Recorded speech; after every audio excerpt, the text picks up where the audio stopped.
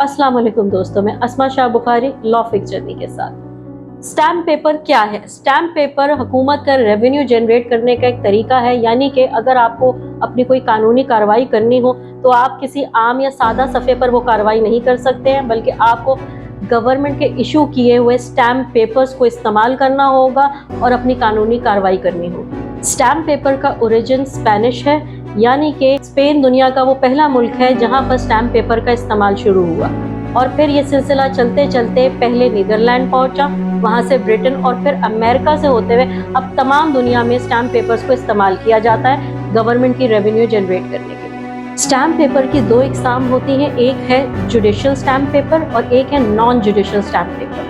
Court में जब कोई एक मैटर आता है और कोर्ट की प्रोसीडिंग्स की जाती हैं तो कोर्ट फीस होती है जो कि चार्ज की जाती है, और उसके लिए आप कैश लेकर जज के पास नहीं आते कि ये लीजिए जज साहब 10,000 ले लीजिए।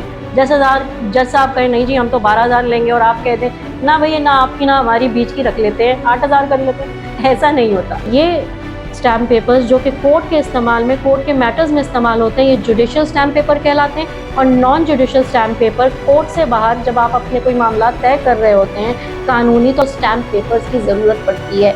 जैसे कि आप अपना घर रेंट आउट कर रहे हैं, सेल कर रहे हैं, बाय कर रहे हैं, कुछ भी कर रहे हैं, तो उस कार्रवाई के सबूत के तौर पर गवर्नमेंट को अपना गवाह बनाया जाता है। किस तरह?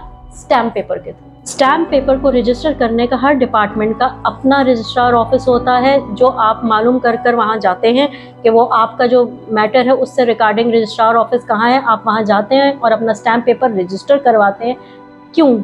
क्योंकि अगर फ्यूचर में कभी आपसे वो खो जाए, मिसप्लेस हो जाए, चोरी हो जाए, कोई गायब कर ले आपको तंग करने के लिए, तो आपके पास एक सबूत मौजूद है, यानी कि रजिस्ट्रार ऑफिस से जाकर आप दोबारा अपने वो डॉक्यूमेंट्स निकलवा सकते हैं और अपना जो क्लेम है उसको साबित कर सकते हैं। हमारे पास कोर्ट में आए दिन बहुत सारे ऐसे केसेस आते हैं जहाँ पर यही मसला होता है कि वो इंसान परेशान हो रहा होता है कि मैंने तो स्टैम्प पेपर के ऊपर ये काम किया था, लेकिन अब मुझसे वो गलती से खो गया है।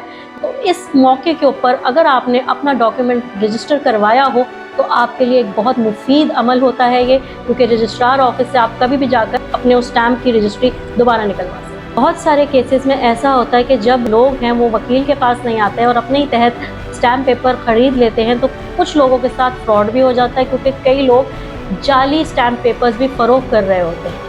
तो इसके लिए पीपीसी के सेक्शन 255 में सज़ा भी तजवीज़ की गई है कि अगर कोई इंसान फ्रॉड स्टैम्प पेपर सेल करते हुए पकड़ा जाए तो उसे 10 साल तक की सज़ा भी दी जाती है और जुर्माना भी आयद किया जाता है। ऐसे लोगों की आसानी के लिए अब इलेक्ट्रॉनिक स्टैम्प पेपर भी अवेलेबल है। क्या मतलब ये कि अब ई स्टैम्पिंग के थ्रू आप ऑनलाइन जाइए ई स्टैम्पिंग की साइट के ऊपर और वहाँ जाकर अपनी स्पेसिफिकेशन डालिए, जो भी आपका मैटर है, से आपका स्टैम्प पेपर जितनी मालियत का आपको रिक्वायर्ड है उसका एक फॉर्म आपको दे दिया जाएगा। आप उस फॉर्म को फिल कीजिए और फिर उस फॉर्म को आप अपने कंप्यूटर के थ्रू प्रिंट भी कर सकते हैं।